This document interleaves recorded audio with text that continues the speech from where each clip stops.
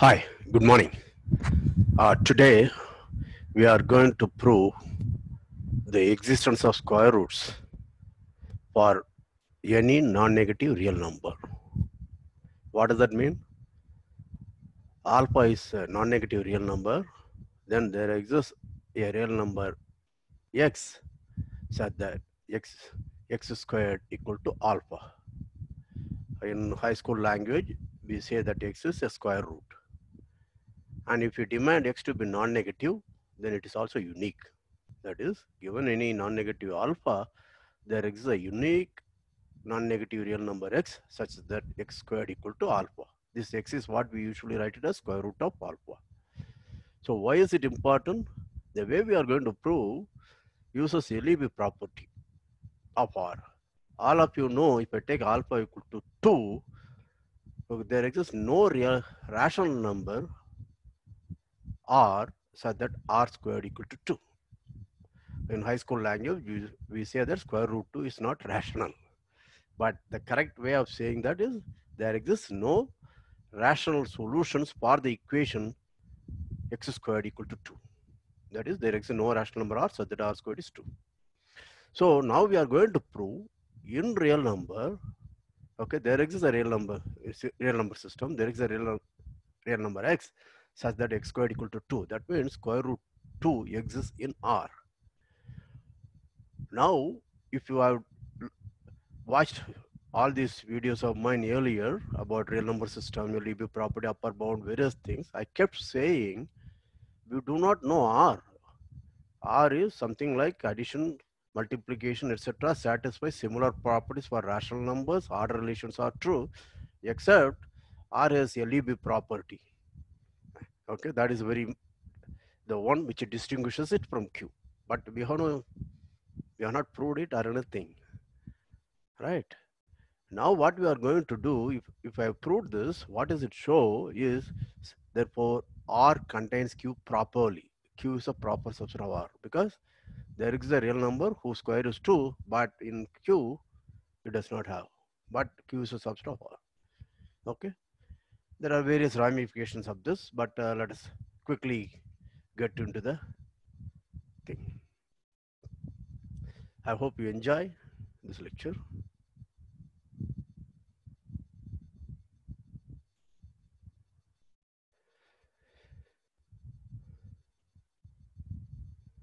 So, the reference are to expository articles by me, the role of LUV axiom in real analysis. Actually, I prove the existence of nth root for any non-negative real number. Possibly, I will create another video to prove that more general statement, and that will be a very good point for analysis also, because you learn some important tricks of analysis in that. Here also you learn, but there it is a little more involved. And there is also another article which proves Q does not have a LEB property. Yeah, right here. Toward the end of this video, possibly I will explain this, but not in complete detail. But you can read this article. Once you have understood this, what we talked about in this video, it will be very easy for you to read this article. Okay. Again, if time permits, I will produce a video on that. So you can download these articles from https://4dspace.mtts.org.in//EA. EA stands for expository articles. Of course, you can also consult our book, Ajit Kumar and Kumaresan, a basic course in real analysis, published by CRC Press. But I suggest Indians should buy Indian reprint because even this will be frightfully expensive. Okay, now the usual mandatory disclaimer. I'll just give a minute for you to go through.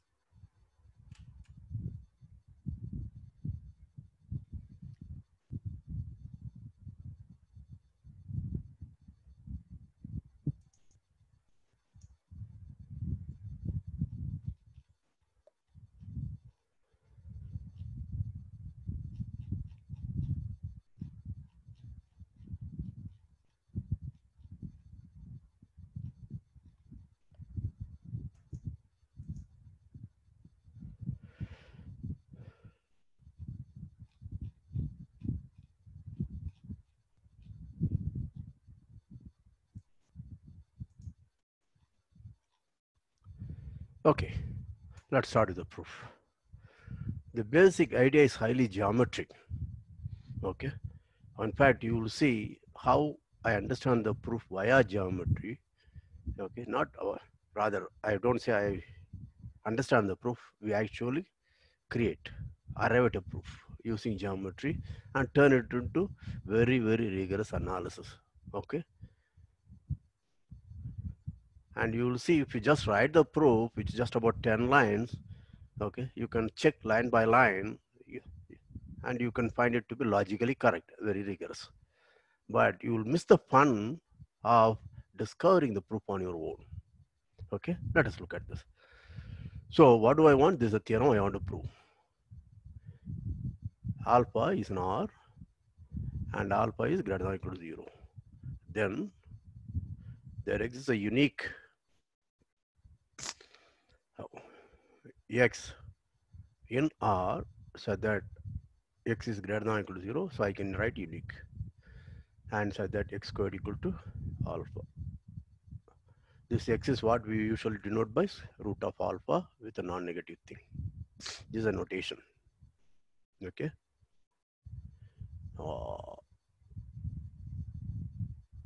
By root of alpha, what we mean is this particular x. In particular, alpha is 2, you write a root 2. This is just a, remember, this is just a notation. It only says it's a number whose square is alpha. Okay, very good. Now, let us look at geometry first. So, let us look at the graph of the function y equal to x squared. Okay, maybe I should call it a. That may be better because x I want to use for various things.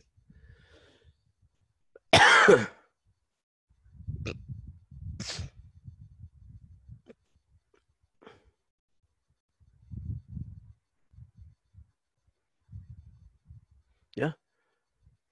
See, my picture will not be very good.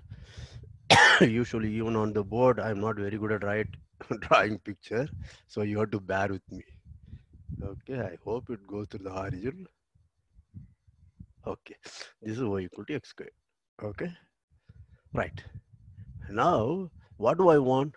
I want to find, okay, a point A so that A squared is same as A alpha. Do you understand this? That is, when I draw y equal to alpha, and this is any point here is x squared, right? So this point, which is my a, therefore this corresponding point will be a and a squared, right?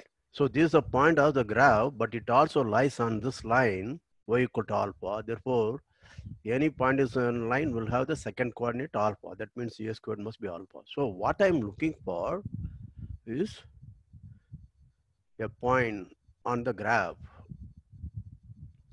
and the point of intersection of the graph y equal to x squared and the line y equal to alpha. You understand this? So what we are looking for, let me just write. So we are looking for point of intersection of the graph of y equal to x squared and of the graphs y equal to alpha. Is that clear? Spend some time because this is going to be very crucial for our understanding. Okay. Now let us look at this. How do I find this such an A? You can see that if I take any t which is less than A, then my t squared, okay, is less than alpha. You understand this? Take any t, its square will be less than alpha, right? So, and this A is the supremum or the LEB of all such t. That means this t squared is less than alpha. Okay. So I construct a set A, or let us call it E. It is set of all real numbers t in R so that t is non-negative and t squared is less than alpha. Are you following this? How am I motivated? I understand this is the A.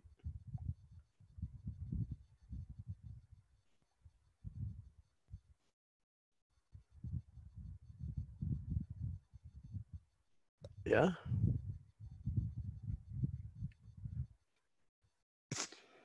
So this A is got by as the LEB of all T non-negative which are less than A. So what is the property? This such a T has the property T squared is less than alpha. So I collect all such T. Okay. So what we want to do is we show that E is non-empty bounded above in R. Since R has LEB property, a real number A exists which is the LEB of E. Then we show A squared equal to alpha. This is the basic idea of the proof, right? Okay. Now let's go slowly. First, why is E is non-empty? Of course, 0 belong to this and 1 also belong to E. Therefore, E is not empty. Okay. Is E bounded above? If so, by what? There is an obvious thing. Yeah. How do I prove that? Okay. Usually textbooks write two cases, but we don't have to do that. See, remember I told in when we did Archimedean property, okay, any kind of estimate, upper bound, lower bound, etc., it is easier to derive in terms of natural numbers or reciprocals of natural numbers. So when I want to show E is bounded above, let us look at alpha. What is alpha? Alpha is a real number. Can it be an upper bound for natural numbers? No. That means there exists a natural number n such that n is greater than alpha. You understand that? Right. I claim such an n is an upper bound of E. Why? Suppose T belongs to E and T is greater than n. Remember, that means for non-negative numbers, we had already proved in one of the earlier videos that T squared is greater than n squared. But remember, n is a natural number, n squared is greater than or equal to n, and n is strictly greater than alpha. This is a contradiction. Okay, I use the fact, assume, okay, 0, then a power n is less than or equal to b power n if and only if a is less than or equal to b. We proved it. Okay, this fact we are using, we used here. Is it okay? So if t is there, if I assume t is greater than n, then t squared. This is a contradiction because t belongs to E.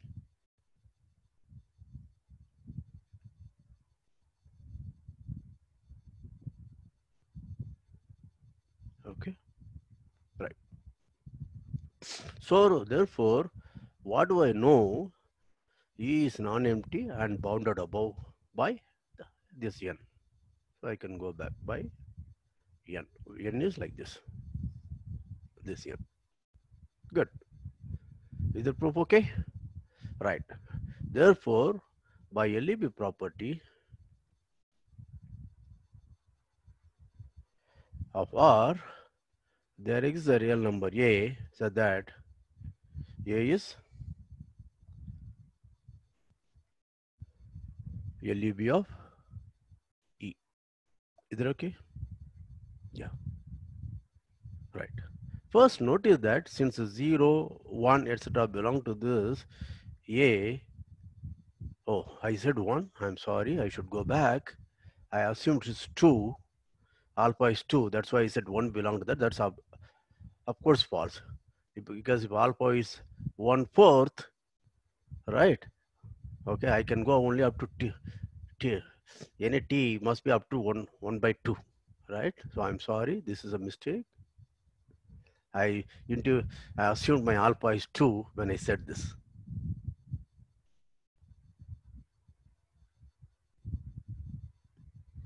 Okay. So again, go back. This is not correct. Okay. So since 0 belongs to E, I know that A is non-negative. Okay. Right. The next thing, can A be 0?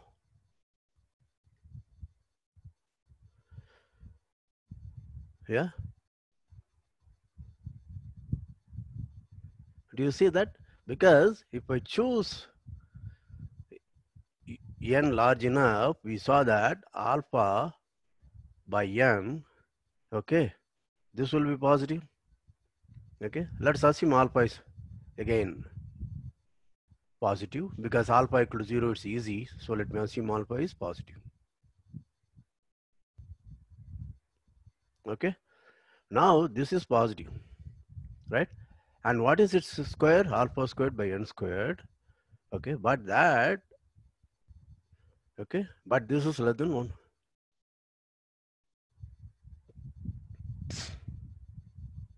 No, I'm not getting. Alpha is greater than 0. This is greater than 0. That's fine.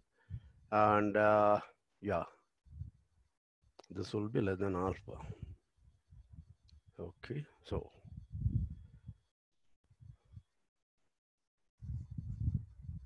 let us just forget it for the time being. When I need it, I'll come back and prove that. Okay, I actually want to claim if alpha is positive, then A must also be positive. Okay, that means I should be able to produce only at least one number which is there. Right? Okay, we will do that. Don't worry. Okay, yeah. So let us go through the proof. Now I want to claim this A squared must be alpha. This is our claim.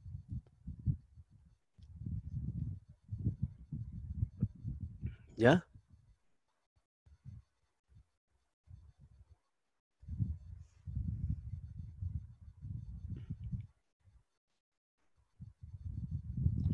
So I want to prove A squared is equal to alpha. Okay, let's do that.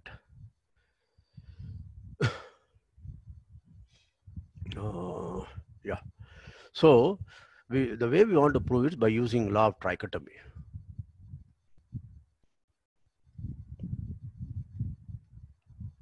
Okay. If A squared is not equal to alpha, then A squared should be either greater than alpha or A squared should be less than alpha.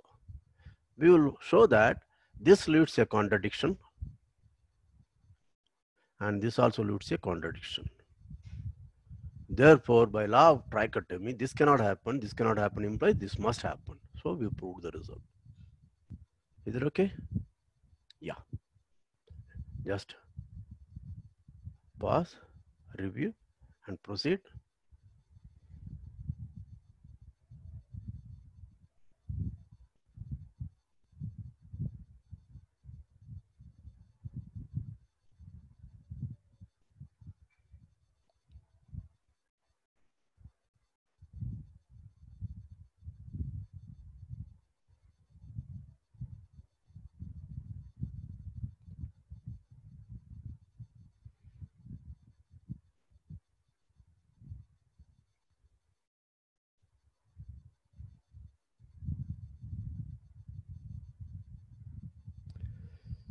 Okay. Now I think I have proof for why A must be positive. Of course, under the assumption alpha is positive, right? Since alpha is positive, by Archimedean property or one of its corollaries, there exists an n such that 1 by n, this is not to be confused with the same n above, 1 by n is less than alpha. Okay, not the same n above.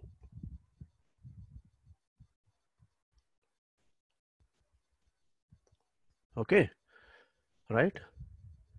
Now what do I know about 1 by n squared? That is less than or equal to 1 by n. That is also less than alpha, right? This is 1 by n whole squared. So if I take t equal to 1 by n, that belongs to the set E, and that implies since A is an upper bound of E, A has to be greater than or equal to 1 by n, and hence is positive. Yeah? Is the proof okay? So this is a small digression, but I think you would have enjoyed. So in a typical classroom, this is what I do. I, okay, I try to think in front of my audience so that they will see that I'm not trying to recall from memory. Okay, sometimes I make mistakes also, but then audience points out or I realize, then we correct it. This is actually a learning process. Okay, you cannot learn anything without making some mistakes or the other. Okay, right.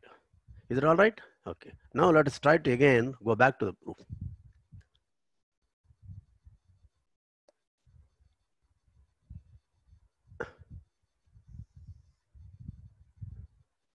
Okay. Now suppose a squared is less than alpha. I want to arrive at a contradiction. Okay. Again, let's look at the picture.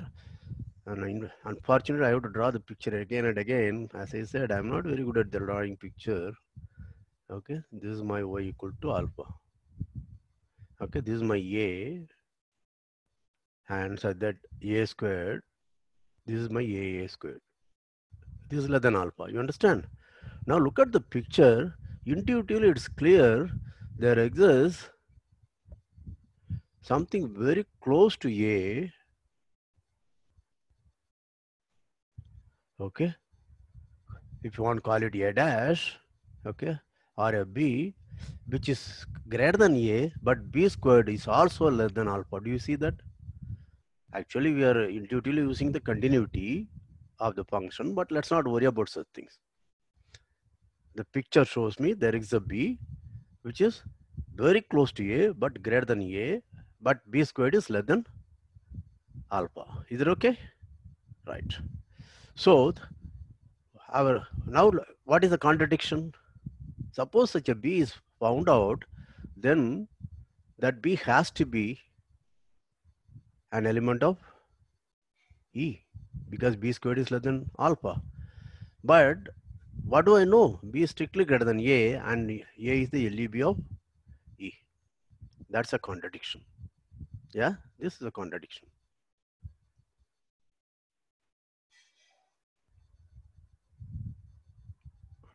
Yeah, right. So how do I find such a B? Think carefully. What do I want?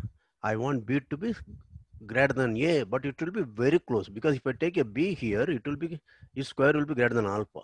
If I take a B here, right, that's not going to work. So what do I want? I want a B which is very close to A and greater than A.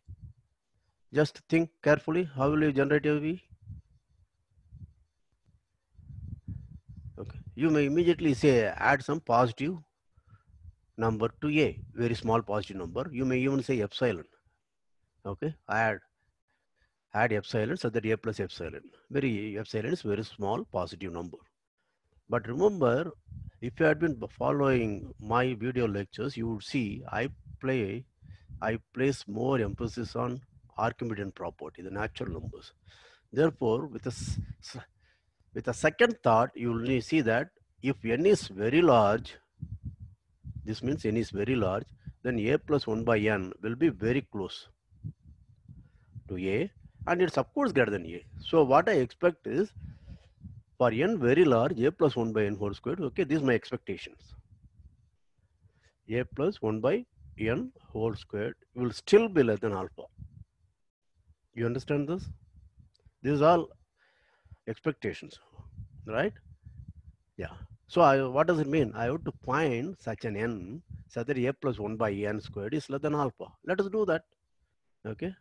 Okay. How do I do that? So a plus 1 by n whole squared is a squared plus 2a by n plus 1 by n squared. So what do I want? I want to choose an n such that this is less than alpha. You understand? Remember, but this here is an n, here is n squared. So I want to solve for some kind of quadratic n. That will be useful, kind of cumbersome. So this is where analysis comes. So as a digression, let me say this is a basic trick in analysis. You will see I will repeatedly use this, and you go through analysis course, you will find it. That is, if you want to forget this a, b, etc. Suppose I want to prove some x is less than some y, right? What I may not be able to directly prove this. What I will do is I will show that x is less than or equal to some other z, and perhaps even that will not happen. That's less than or equal to some t, but I can prove that t is less than y because t becomes very simple for me to manipulate, to understand. Okay. So that is why you will see in analysis book there are a lot of inequalities and estimates. That is because you are simplifying the expression.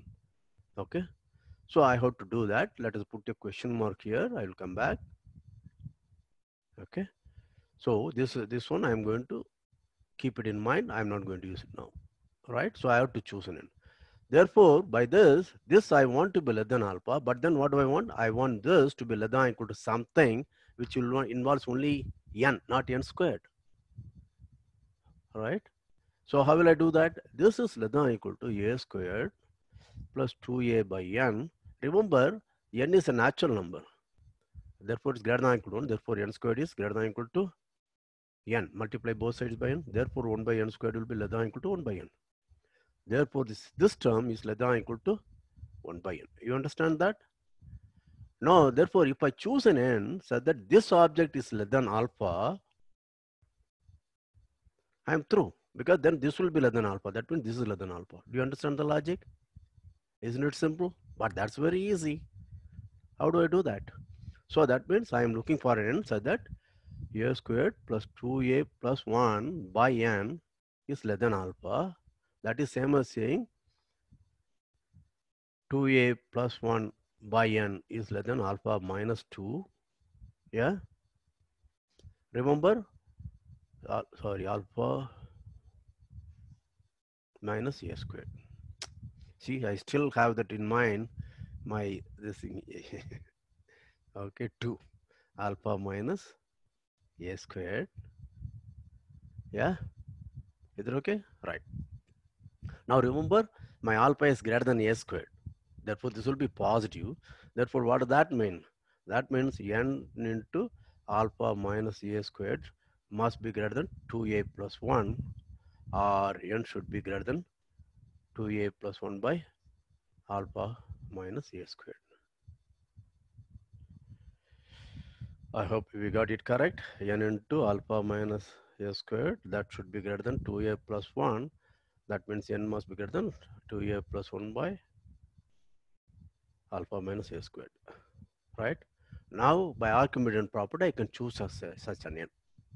Therefore, by Archimedean property, there exists an n such that n is greater than 2a plus 1 by alpha minus a squared. See, this is all we found out. You see that we are discovering the proof. Do you appreciate this? So, pause, review, and proceed.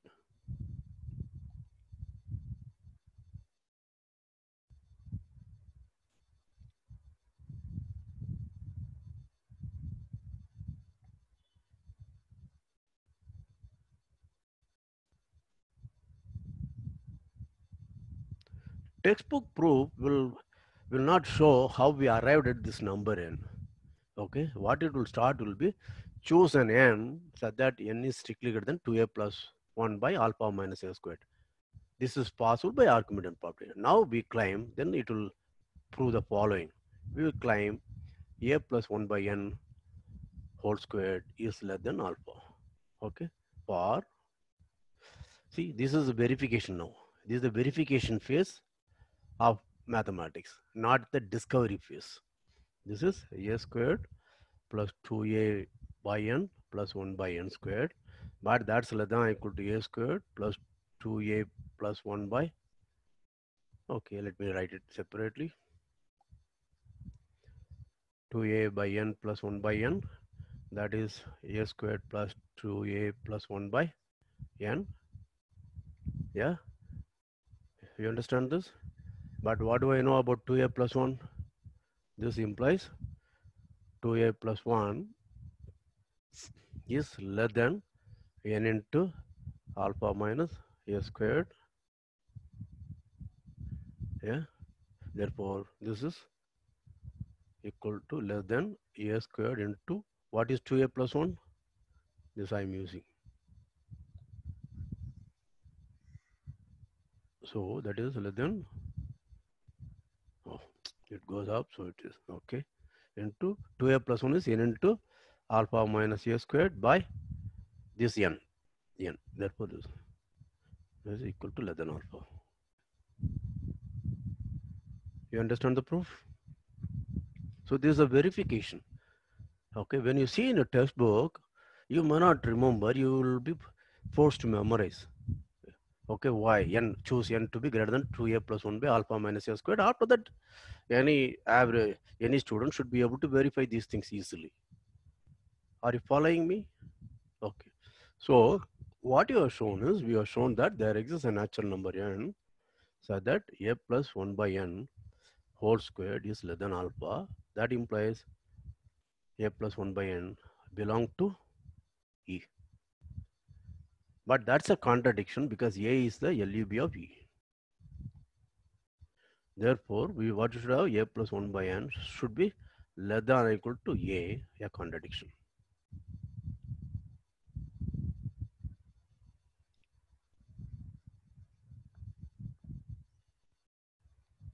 Yeah. Therefore, what is the conclusion?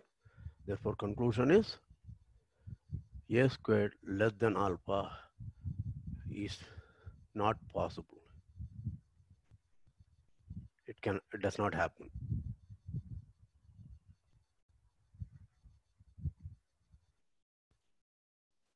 Okay, good. So, okay, then the other thing may happen. What can happen?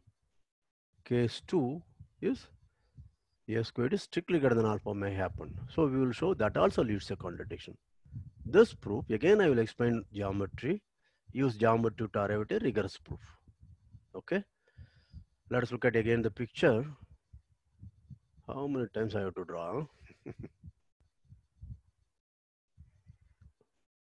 So this, okay, I should draw something smaller, but I have drawn here. So this is y equal to alpha, this is y equal to x squared, and suppose this is my a. Yeah, right? So a squared is greater than alpha. Notice that again the picture tells me there is a c which is less than a, and but then c squared is still greater than alpha. Again the picture tells me, as I remarked earlier, we are intuitively using the continuity of the function y equal to x squared, but let's not worry about such things at present. Okay, the picture tells me there is a c. Now again, what do I do? Why is a contradiction? So okay, it can exist, such a c less than a may exist, but why it's a contradiction? Remember, if c is strictly less than a, c is not an upper bound. What of e? What does that mean? That means there exists an x in E such that I have c strictly less than x, x is less than or equal to a. Right? Okay. Now remember, therefore this says, again I can assume c is greater than or equal to 0, because by c, okay, by choosing, I can choose a c which is non-negative and c is less than a and c is close to a. Therefore, I can assume c is non-negative. Therefore, c is less than or equal to a, c is less than x, and c is non-negative. That shows c squared will be less than x squared, right? But c squared is strictly greater than alpha. That means x squared is greater than alpha. But where is x? X is in E. X is in E. Since x is in E, I know x squared must be less than alpha. So this is a contradiction. Okay, don't worry, we'll repeat the proof. This is the basic idea of the proof, right? So what is that? Let me repeat. If a squared is greater than alpha, I can find a c which is non-negative and very close to a, but c is less than a, and such that c squared is greater than alpha still. Is it a mouthful? Think again. Okay. Now what is the contradiction? This alone does not give me any contradiction. But now I have to use the fact it is the LUB. A is the LUB. Since the C is less than A, C is not LUB. C is not an upper bound of E. Therefore, I can find an X in E. such that C is strictly less than X and less than or equal to A, right? And since C is non-negative, C less than or equal to X happens if and only if C squared is less than X squared. Therefore, C squared will be less than X squared, but C squared is supposed to be greater than alpha. Therefore, X squared is greater than alpha. But that's a contradiction, because if X belongs to E, X squared should be less than alpha. Okay. So what all now remains to be shown is to find such a C. Like last time, how will I find a C? I have to subtract a small positive number from A. But again, based on my principle, what I have to do is I have to choose an n and look for 1 by n. If n is very, very large, okay, remember A is positive. So if n is very, very large, I can still make it greater than or equal to 0. Do you understand this? Yeah, okay, right? Okay. So this is my A, this is positive. Okay, I can choose n such that 1 by n is n strictly less than A by Archimedean property. Again, see how many times I have to use Archimedean property. Yeah, 1 by n strictly, therefore A minus 1 by n will be still positive, and also A minus 1 by n whole squared is strictly greater than alpha. I have to choose an n. Okay, this can be done. That's Archimedean property. So I have to choose an n also with this property. Is that clear? Now, this is again easy. Let us do that. Okay. So let us look at A minus 1 by n. I don't know which n, but we are going to find it. See, we are discovering that. I'm not going to say take n equal to this. Now what is S? A minus 1 by s n whole squared? It is A squared minus 2A by n plus 1 by n squared. Yeah. What do I want it? I want it to be greater than alpha. Choose an n such that this is greater than alpha. Right? Now go back to what I said about analysis here.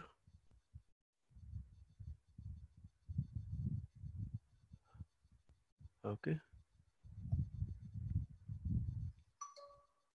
I'm going to use the same trick. Now, again, let us do that. Suppose I want to show something like x is less than y. I can show, yeah, I want to show greater than, right? Okay, sorry.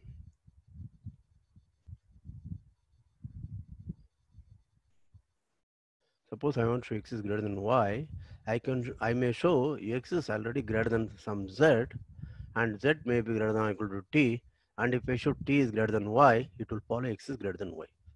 Again, the same principle. In analysis, you simplify the expression to arrive at an easier estimate. Okay, this is what analysis is. So please go through these proofs once again. Okay, but this you can see, this n squared is positive. By adding this positive number, I want to be greater than alpha. Therefore, if I prove a squared minus 2a by n itself is greater than alpha, then by adding some positive number, it will be greater than alpha. Do you understand that? Yes. Therefore, I only have to choose an n such that, therefore, we have to choose an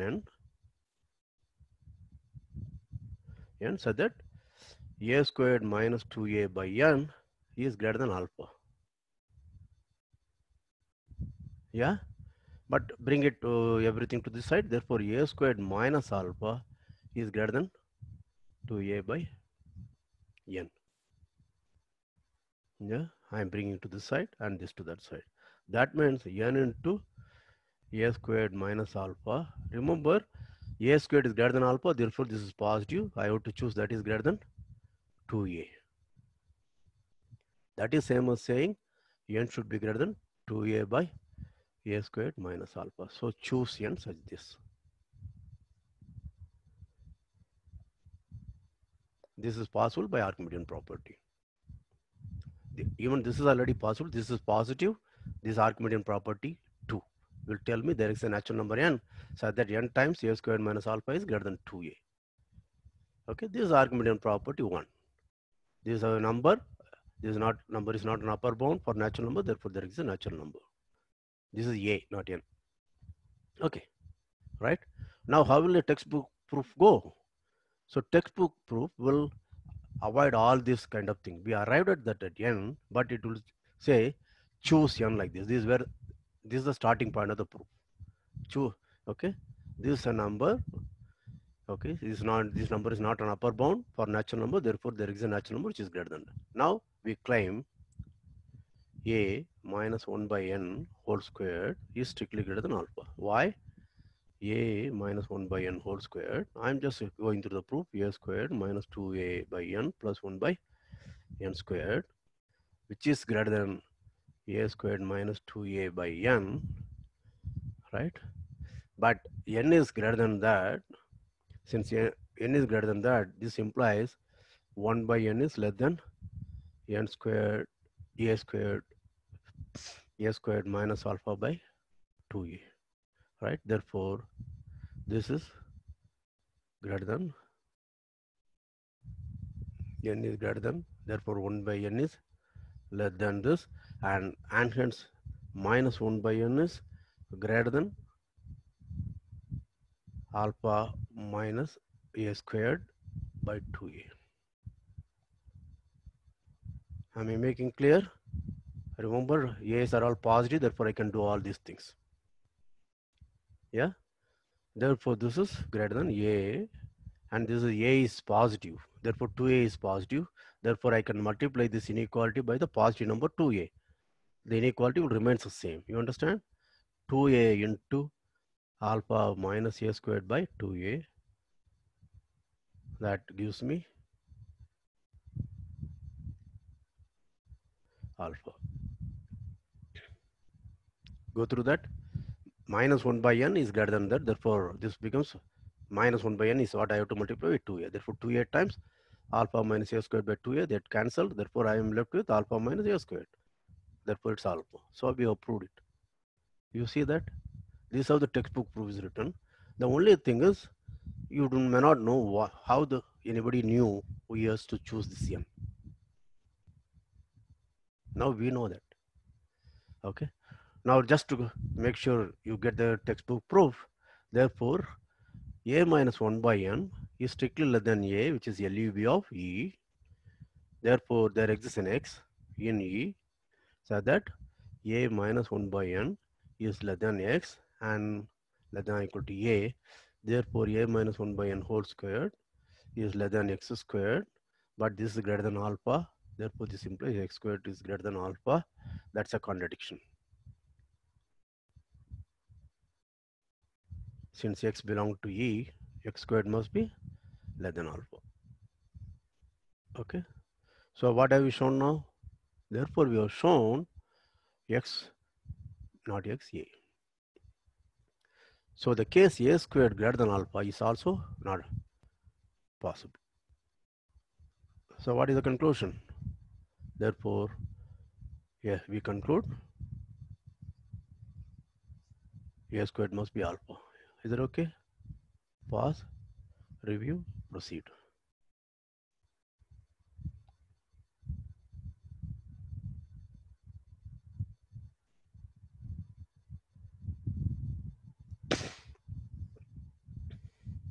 So what have we shown now?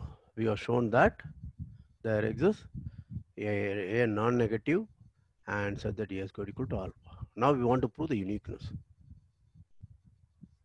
Okay. Suppose there exists a and b, both are non-negative, and said that a squared equal to alpha equal to b squared. Then I want to prove a equal to b, right? That's very easy. Look at a squared minus b squared. It is 0 because both are equal to alpha. But this is a minus b into a plus b. Yeah. Now the product is 0, right? And can this be 0? Yeah. Let's, as usual, again we are assuming alpha is greater than 0. If alpha equal to 0, it's very easy. I'll come back to that. Therefore, this A cannot be 0. You understand that? Because if A is 0, A squared will be 0, but that means alpha is 0. Therefore, A has to be positive. Similar reason, B must be positive. Therefore, this fellow is strictly positive. But the product is 0. That means this must be 0. Are you happy? Okay. Now you may ask what happens if alpha equal to 0. Then you are looking for a real number A, so that A squared is 0. That we know that means A must be 0. There is only one possibility, right? Therefore, that proof is also over. Okay. So we have proved that what we were intended to prove, namely the theorem. Given any this, there exists a unique A such that A is non-negative, A squared is alpha. For the proof, I assume alpha is positive to quickly go through the argument. Okay. The A alpha equal to 0 case is very easy, pure algebra. We can. Okay. Now go through this proof carefully because it teaches a lot of analysis. It also tells you why one should think geometrically. And the geometry suggests a method of attack. And by our knowledge about basic analysis, we can turn into a rigorous proof. Otherwise, you have to learn by heart the proofs. You may not know why it worked, you can only verify. That is why I called accountant job. Accountant job is, okay, if you are a richest man, you earn a lot of money, your account only checks, okay, income, expenses, profit, loss, everything tallies, okay, but he is not earning the money. You are earning the money as a richest man. So it's a question of whether you want to think and discover, create something on your own, or you simply verify somebody's proof. Okay, that's the difference. Okay, now I just want to make some small remarks. Okay, as I said, you can read it from my article. The same proof actually shows Q does not satisfy LUB.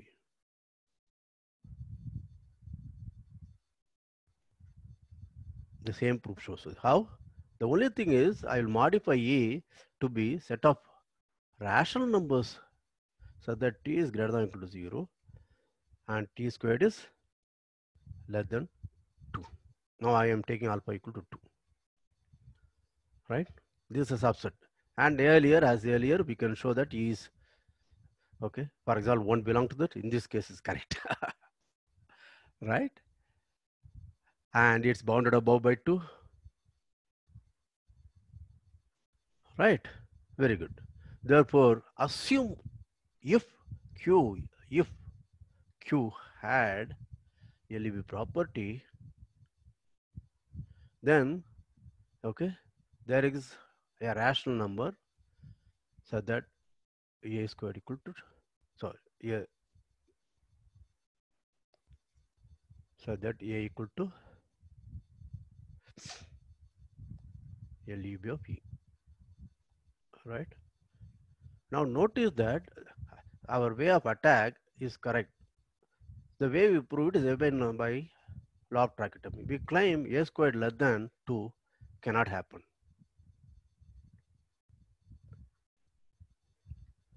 Let us look at the earlier proof. We showed that A plus 1 by n.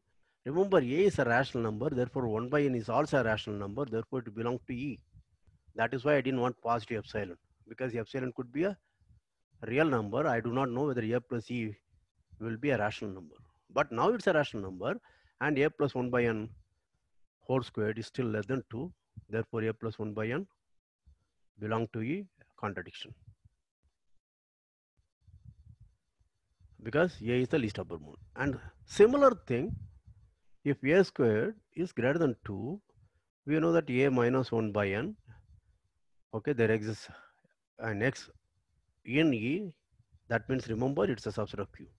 And such that x is less than or equal to A, and x squared, okay, this is a rational number. This x squared is greater than A minus 1 by n whole squared, and that's greater than 2. Yeah? You understand? Therefore, but then x, where does x belong to? X belong to E. Therefore, x squared must be less than 2. That's a contradiction. So same proof works. There is one, if you are very alert, there is only one thing you have to be careful about. How did I choose that n? In the case of real numbers, I use Archimedean property. And how did I use Archimedean property? How did I prove that? By using LUB, property of R.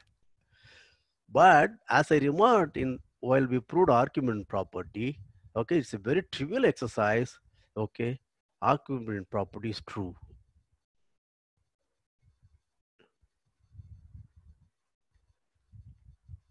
Holds true in Q. You don't need anything. The very basic facts about natural numbers will lead us to a proof of Archimedean property is true in Q. If you want, you can look at my article. The Q does not have a Libby property. Okay, that article gives two different proofs for Archimedean property, but you should attempt on your own. It's very, very easy. Okay, please go through this proof. This proof teaches quite a few things. One, why Archimedean property is very crucial for doing. Second, it teaches the ways of analysis. Okay, let me share and come back. Please go through the proof once again. This proof is very, very interesting proof. First, it teaches ways of analysis. Okay, why the inequalities and estimates are very important for analysis to prove inequality. And second, it tries to show why Archimedean property is very, very fundamental. Of course, so is LUB.